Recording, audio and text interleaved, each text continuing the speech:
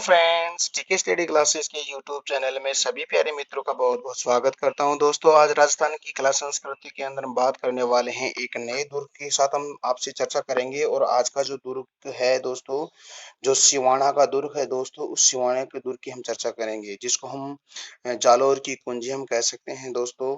उसकी हम बहुत ही डिटेल से हम चर्चा करेंगे। ठीक है दोस्तों मेरे साथ आप जुड़े रहिएगा। और टेक स्टडी क्लासेस चैनल है, उसको आप लगातार शेयर सब्सक्राइब भी करते रहिएगा दोस्तों। तो स्टार्ट करते हैं आज का हमारा जो टॉपिक सिवाना का दुर्ग है।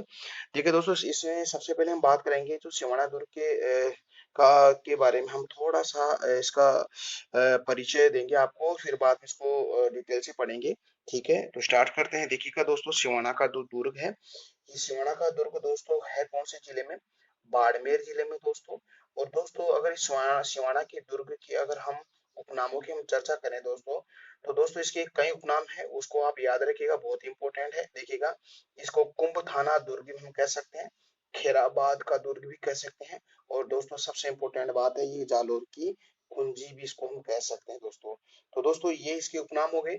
और दोस्तों इस जो दुर्ग है, इस दुर्ग को मारवाड़ के जो शासक हैं, मारवाड़ के राजाओं की संकटकालीन शरण स्थली भी हम इसको कह सकते हैं। तो कई नामों से इसको हम जान सकते हैं।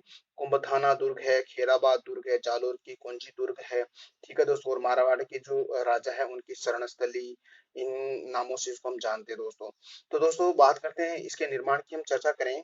तो दोस्तों सिवाना के दुर्ग का जो निर्माण है, वो सिवाना के दुर्ग का निर्माण दोस्तों वीर नारायण पंवार के द्वारा इसका निर्माण किया गया था दोस्तों। तो ये इसके निर्माता हैं।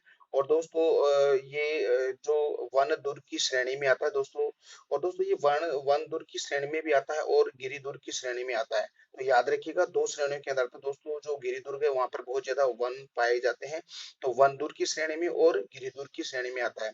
और दोस्तों जो सिवाना यानी कि बाड़मेर के अंदर जो दोस्तों हल्देश्वर पहाड़ी है, हल्देश्वर पहाड़ी के ऊपर स्थित ये दुर्ग है। ठीक है, तो याद रखिएगा कौन सी पहाड़ी पर स्थित है? हल्देश्वर पहाड़ी पर स्थित ये दुर्ग है, जो वन दुर्ग और गिरी दुर्ग की श्रेणी में आता है दोस्तों।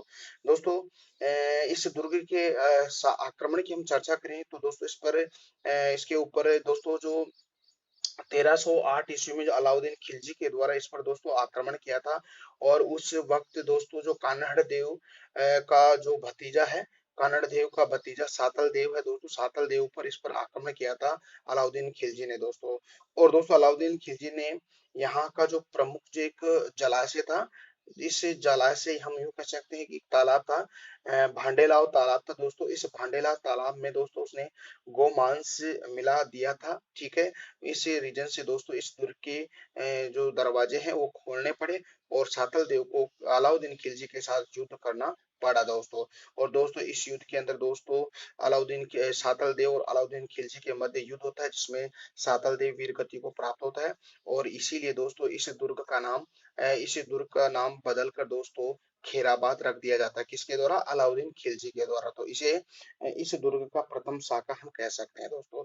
दोस्तों अगली बात अगर करें, जो कल्याणमल पर जो दोस्तों मोटा राजा उदय सिंह के नेतृत्व में अकबर का आक्रमण होता है, और ये इसका दूसरा क्या होता है? दूसरा शाखा कहलाता है। यानी कि अकबर का नेतृत्व, अकबर की सेना का नेतृत्व कौन करता है?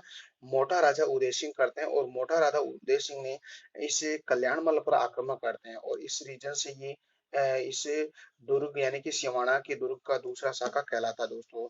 तो दोस्तों दो शाखे होते हैं, एक तो सातल देव पर अलाउद्दीन खिलजी द्वारा 1308 ईस्वी में आक्रमण किया जाता है, और यहाँ पर भांडीलाल तालाब में गोमांस मिला दिया जाता है, जिसके कारण दोस्तों इस दुर्ग के दरवाजे खोलने पड़े, और इस युद्ध में दोस्तों सातल देव वीर गति को प्राप्त होता है। और इस दुर्ग का नाम चेंज करके, सिवाना दुर्ग का नाम चेंज करके खेराबाद दुर्ग कर दिया है। और दूसरा शाखा दोस्तों मोटा राजा उदय सिंह के नेतृत्व में अकबर की सेना का नेतृत्व करने वाले कौन थे? मोटा राजा उदय सिंह। और उसने कल्याणमल पर आक्रमण करते दोस्तों। ठीक है, और इसका ये दूसरा शाखा होता है दोस्तों। एक कंफ्यूज की बात है, यानी कि जो अभी मैंने आपको बताया था, कल मैंने आपको पढ़ाया था, जो आपका जालोर का दुर्ग है, और जालोर के दुर्ग के अंदर दोस्तों जो मारवाड़ के जो राजनीतिक राजनीतिक से रिलेटेड एक व्यक्ति थे, जिसका नाम था जय नारायण व्यास। इस जय नारायण व्यास को बंदी बनाकर इसी दुर्ग में रखा गया है। तो दोस्तों मैंने कल जालोर के दुर्ग में बताया था। और दोस्तों यहाँ पर कंफ्यूज वाली बात यह है कि यहाँ पर जालोर इस सिवाना के दुर्ग में भी जयनारायण व्यास को बंदी करके रखा गया था दोस्तों। तो दोस्तों कल वाला जो मैंने बताया था जालोर के दुर्ग के अंदर, तो दोस्तों आप उसको थोड़ा सा नेगलेक्ट कीजिएगा। ये मेरे से मिस्टेक हुई है तो उसके लिए मैं माफी चाहता हूँ। तो आप जालोर के दुर्ग में जयनारायण व्यास को बंदी ना बनाकर उसको सिवाना के दुर्ग में बंदी बनाया गया है दोस्तों। तो दोस्तों ये तो हमने आज की जो सिवाना का दुर्ग उसके बारे में हमने थोड़ा सा पाठ परिचय किया है। अब हम इसको डिटेल से पढ़ने वाले हैं। और दोस्तों मेरे साथ आप जुड़े रहेगा और टीके स्टडी क्लासेस चैनल है उसको लगातार शेयर सब्सक्राइब भी करते रहेगा। तो स्टार्ट करते हैं आज का टॉपिक। सिवाना का दुर्ग, ठीक है, इसको हम सिवाना हम कह सकते हैं, ये बाड़मेर में स्थित है दोस्तों। ये इसके उपनामों की अगर चर्चा करें तो ये दोस्तों कोमटगढ़ दुर्ग इसको कहते हैं। अ, अणखलो सिवाणो भी इसको हम कह सकते हैं। इसको खेराबाद भी कह सकते हैं। कुंभथाना दुर्ग भी कह सकते हैं। जालोर की जालोर दुर्ग की कुंजी हम कह सकते हैं। और दोस्तों सबसे इंपॉर्टेंट बात है, मारवाड़ के राजाओं की संकटकालीन शरण स्थली भी इसको हम कह सकते हैं। तो इन नामों से आप याद रखिएगा दोस्तों। ये छप्पन की पहाड़ी, इससे छप्पन की पहाड़ी को हल्देश्वर की पहाड़ी पर ये स्थित है दोस्तों। ये वन दुर्ग और गिरि दुर्ग की श्रेणी में आता है। तो याद रखिएगा सिवाना का दुर्ग कौन सी पहाड़ी पे है? हल्देश्वर पहाड़ी। अगर दोस्तों ऑप्शन में हल्देश्वर पहाड़ी ना आए तो आपको छप्पन की पहाड़ी आपको करना है, ठीक है। देखिएगा इसका निर्माण है 10वीं शताब्दी में दोस्तों, परमार शासक वीर नारायण परमार के द्वारा इसका निर्माण करवाया जाता है दोस्तों, ठीक है। दोस्तों मारवाड़ के शासकों की ये शरण स्थली है, ठीक है, सिवाना दुर्ग। और दोस्तों दोनों की स्थली किसकी, एक तो जो महाराजा अजीत सिंह और राव चंद्र सेन की भी ये स्थली दोस्तों। आपको पता है दोस्तों, जो राव चंद्र सेन पर जब अकबर के द्वारा आक्रमण किया जाता तो वो मारवाड़ को छोड़कर कहाँ चले जाते हैं, यानी कि सिवाना दूर यानी कि सिवाना बाड़मेर में चले जाते हैं। इसीलिए हम कह सकते हैं मारवाड़ के राजाओं की शरण स्थली कहते हैं, क्योंकि आपको पता है 1570 ईस्वी में अकबर के द्वारा नागौर दरबार लगाया जाता है। और नागौर दरबार में दोस्तों राजस्थान के अधिकांश शासक अकबर की अधीनता स्वीकार कर लेते हैं, लेकिन राव चंद्रसेन के द्वारा ये देखा नहीं जाता और वहां से बीच में से ही दोस्तों जो सभा हो रही थी उसमें से उठ के चले आते हैं और पीछे से दोस्तों अकबर के द्वारा इस पर आक्रमण किया जाता है मारवाड़ पर। तो दोस्तों मारवाड़ पर आक्रमण करने के कारण दोस्तों ये जो आपका जो राव चंद्रसेन है वो भादराजून चले जाते हैं। फिर बाद में दोस्तों ये सिवाना चले जाते हैं और सिवाना में आकर दोस्तों ये क्या करते हैं, अपनी शरण लेते हैं। तो इसीलिए दोस्तों कहते हैं कि मारवाड़ के शासकों की शरण स्थली किसको कहते हैं, सिवाना दुर्ग को हम कह सकते हैं, ठीक है।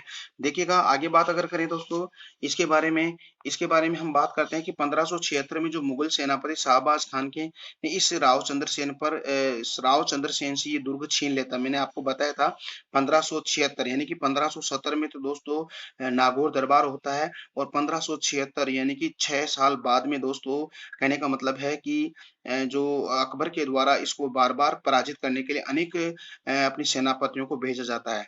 और दोस्तों सारे के सारे असफल होते हैं, लेकिन लास्ट में 1576 में एक मुगल सेनापति शाहबाज खां ने राव चंद्रशेर को यहाँ से क्या कर लेते हैं, इस दुर्ग को छीन लेते राव चंद्रसेन से। कौन? शाहबाज खान, ठीक है। दोस्तों सिवाना की दुर्ग को जालोर दुर्ग की हम कुंजी कह सकते हैं। याद रखिएगा दोस्तों, जालोर दुर्ग की कुंजी हम कह सकते हैं। देखिए दोस्तों इसमें दो शाखे में मैंने अभी आपको बताया था कि जो प्रथम शाखा था 1308 ईस्वी के अंदर दो सातल देव यानी कि वह सोमल देव सोनगरा वर्सेज अलाउद्दीन खिलजी के द्वारा ये क्या करते हैं, इस पर आक्रमण करते हैं अलाउद्दीन खिलजी के द्वारा। और दोस्तों वीरगति को प्राप्त करते हैं और सोमदेव चौहान भी, तो इसीलिए इसका नाम बदल के खेराबाद कर देते हैं।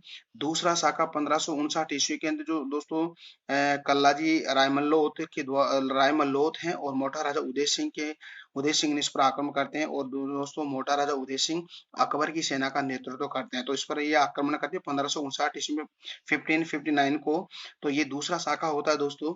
तो दोस्तों आज का वीडियो कैसा लगा, मैं उम्मीद करता हूँ कि आज का वीडियो बहुत ही अच्छा लगा है। तो अगर दोस्तों आपको प्लीज अच्छा लगा तो अपना जो टीके स्टडी क्लासेस चैनल है उसको आप लगातार शेयर सब्सक्राइब भी करते रहेगा दोस्तों। और दोस्तों लगातार इसके नोट्स भी बनाएगा दोस्तों। मैं यहाँ पर राजस्थान की कला एवं संस्कृति में राजस्थान के से रिलेटेड जितने भी इतिहास से रिलेटेड रिलेटेड जो भी फैक्ट हैं उनको मैं पढ़ाने वाला हूँ, जो भी टॉपिक हैं उनको सबको पढ़ाने वाला हूँ। तो प्लीज़ जुड़े रहिएगा और आप अपनी जो टीके स्टडी क्लासेस चैनल है उसको आप लाइक, शेयर, सब्सक्राइब भी कीजिएगा। और दोस्तों टेलीग्राम चैनल पे आप जाइएगा और सभी टॉपिक्स का आनंद लीजिएगा दोस्तों। तो दोस्तों हम कल मिलते हैं एक नए टॉपिक के साथ, यानी कि हम कह सकते हैं रणथंभौर दुर्ग की हम चर्चा करेंगे। बहुत ही इंपॉर्टेंट दुर्ग है दोस्तों, और इस दुर्ग को हम बहुत ही डिटेल से और बहुत ही अच्छी तरीके से पढ़ेंगे दोस्तों। ठीक है, तो फिर हम कल मिलते हैं। Bye bye, take care.